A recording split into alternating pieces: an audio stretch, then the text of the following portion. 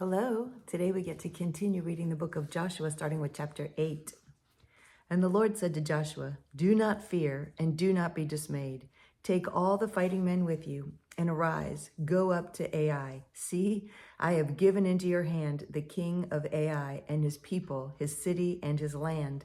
And you shall do to Ai and its king as you did to Jericho and its king. Only its spoil and its livestock you shall take as plunder for yourselves. Lay an ambush against the city behind it." So Joshua and all the fighting men arose to go up to Ai, and Joshua chose 30,000 fighting men of valor and sent them out by night. And he commanded them, "Behold, you shall lie in ambush against the city behind it. Do not go very far from the city, but all of you remain ready. And I and all the people who are with me will approach the city. And when they come out against us, just as before, we shall flee before them, and they shall come out after us until we have drawn them away from the city. For they will say, 'They are fleeing from us just as before.'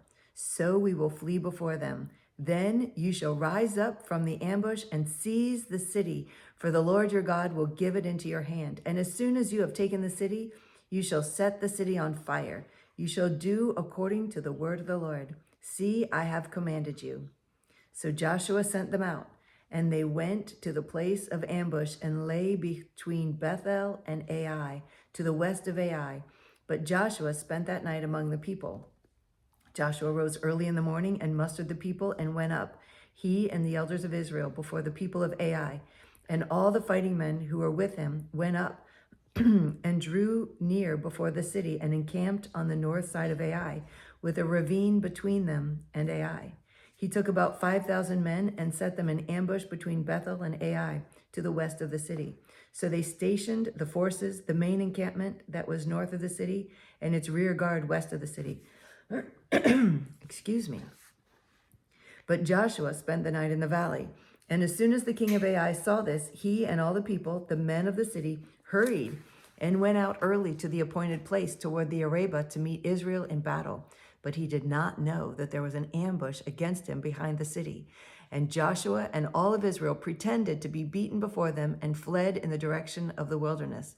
So all the people who were in the city were called together to pursue them. And as they pursued Joshua, they were drawn away from the city. Not a man was left in Ai or Bethel who did not go out after Israel. They left the city open and pursued Israel.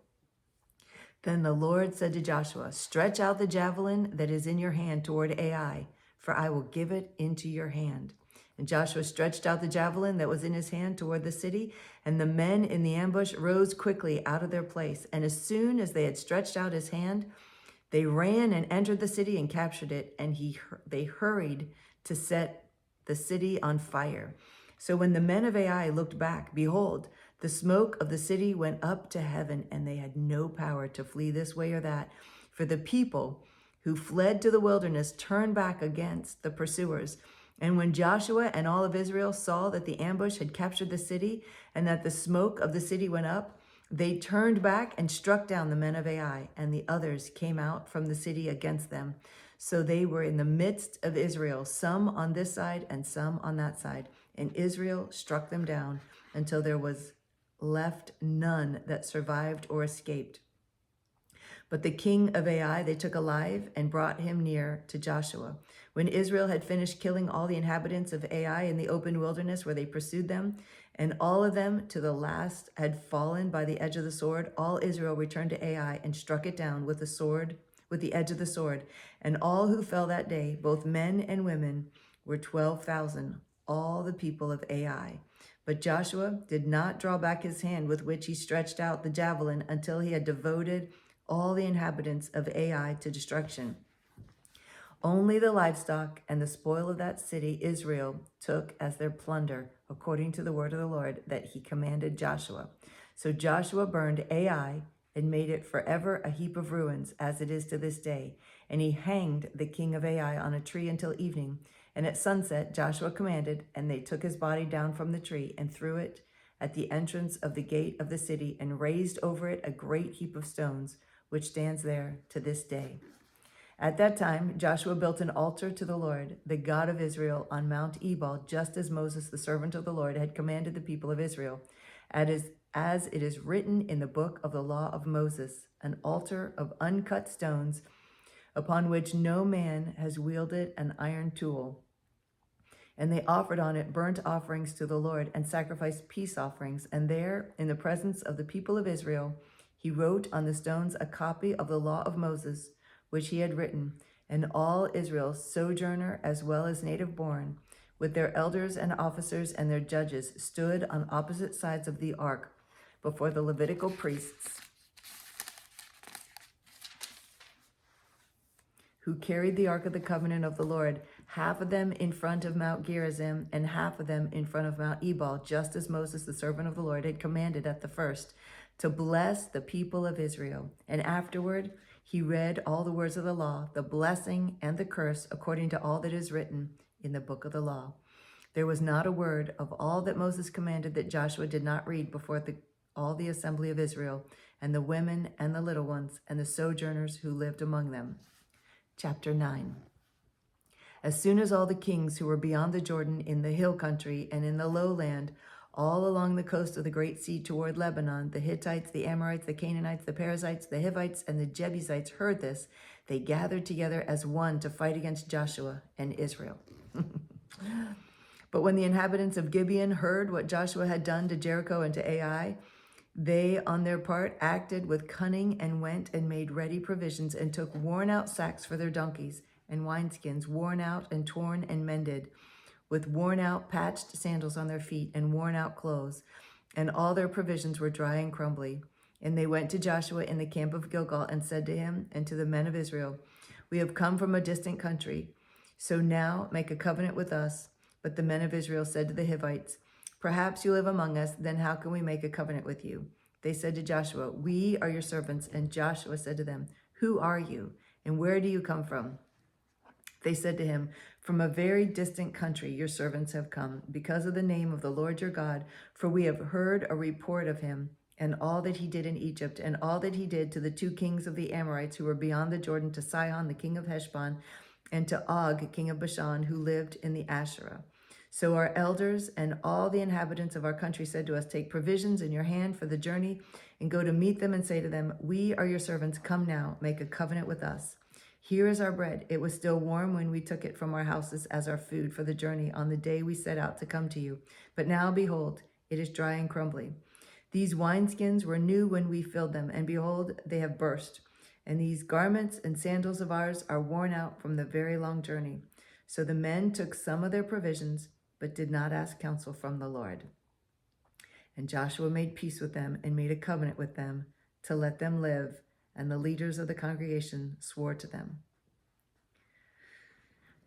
It seems like, this is my little 2 cents, it seems like because they lied, their covenant shouldn't stand. Like, nope, you said this was part of the covenant, that you were close by, that you lived near. You said you lived far, far away. So this is no longer a covenant. But at the end of 3 days, after they had made a covenant with them, they heard that they were only their neighbors and that they lived among them. And the people of Israel set out and reached their cities on the 3rd day. Now their cities were Gibeon, Chephirah, Beeroth, and Kiriath Jearim. But the people of Israel did not attack them, because the leaders of the congregation had sworn to them by the Lord, the God of Israel. Then all the congregation murmured against the leaders. But all the leaders said to the congregation, "We have sworn to them by the Lord, the God of Israel, and now we may not touch them. This we will do to them. Let them live. Let wrath be upon us because of the oath that we swore to them." And the leaders said to them, "Let them live." So they became cutters of wood and drawers of water for all the congregation, just as the leaders said to them. Joshua summoned them, and he said to them, "Why did you deceive us, saying, 'We are very far from you,' when you dwell among us? Now, therefore, you are cursed, and some of you shall never be anything but servants, cutters of wood, and drawers of water for the house of my God." They answered Joshua, "Because it was told to your servants for a certainty that the Lord your God had commanded his servant Moses to give you all the land and to destroy all the inhabitants of the land from before you. So we feared greatly for our lives because of you and did this thing. And now behold, we are in your hand. Whatever seems good and right in your sight to do to us, do it." And so he did this to them and delivered them out of the hand of the people of Israel. And they did not kill them. But Joshua made them that day cutters of wood and drawers of water for the congregation and for the altar of the Lord to this day, in the place that he should choose. Yeah, so they became servants, but they were supposed to destroy them. So, I don't know. I would love to know long term. Well, I guess we know long term. Anyway, chapter 10.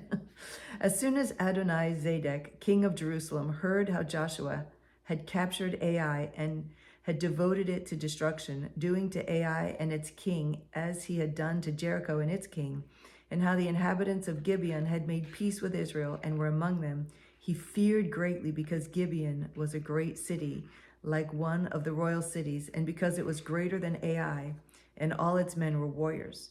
So Adoni-Zedek, king of Jerusalem, sent to Hoham, king of Hebron, to Piram, king of Jarmuth, to Japhiah, king of Lachish, and to Deber, king of Eglon, saying, "Come up to me and help me, and let us strike Gibeon, for it has made peace with Joshua and with the people of Israel."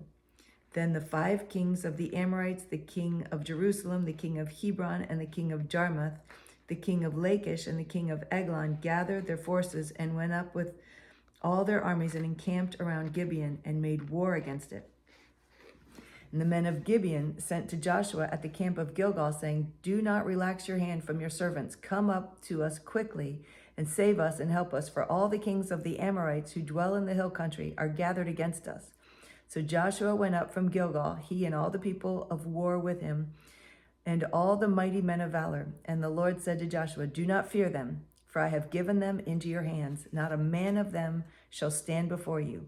So Joshua came upon them suddenly, having marched up all night from Gilgal, and the Lord threw them into a panic before Israel, who struck them with a great blow at Gibeon, and chased them by the way of the ascent of Beth Horon, and struck them as far as Azekah and Makkedah. And as they fled before Israel, while they were going down the ascent of Beth Horon, the Lord, I'm repeating that intentionally. The Lord threw down large stones from heaven on them as far as Azekah, and they died. There were more who died because of the hailstones than the sons of Israel killed with the sword. Wow. Wow. That is so cool. That's so cool.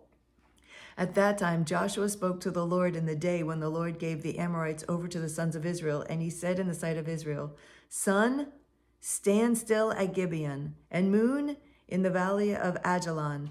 And the sun stood still and the moon stopped until the nation took vengeance on their enemies.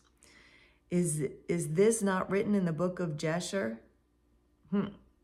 The sun stopped in the midst of heaven and did not hurry to set for about a whole day. There has been no day like it before or since, when the Lord heeded the voice of man, for the Lord fought for Israel.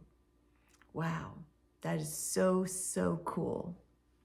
So Joshua returned, and all Israel with him, to the camp at Gilgal. These 5 kings fled and hid themselves in the cave of Makkedah.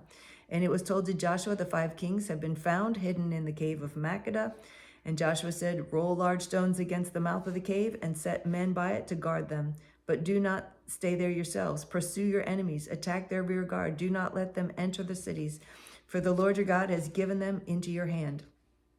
When Joshua and the sons of Israel had finished striking them with a great blow until they were wiped out, and when the remnant that remained of them had entered into the fortified cities, then all the people returned safe to Joshua in the camp at Makkedah. Not a man moved his tongue against any of the people of Israel. Then Joshua said, "Open the mouth of the cave and bring out those 5 kings to me from the cave." And they did so and brought those 5 kings out to him from the cave, the king of Jerusalem, the king of Hebron, the king of Jarmuth, the king of Lachish, the king of Eglon. And when they brought those kings out to Joshua, Joshua summoned all the men of Israel and said to the chiefs of the men of war who had gone with him, "Come near, put your feet on the necks of these kings." Then they came near and put their feet on the necks, and Joshua said to them, "Do not be afraid or dismayed. Be strong and courageous, for thus the Lord will do to all your enemies against whom you fight." And afterward Joshua struck them and put them to death, and he hanged them on 5 trees. And they hung on the trees until evening. But at the time of the going down of the sun, Joshua commanded, and they took them down from the trees and threw them into the cave where they had hidden themselves.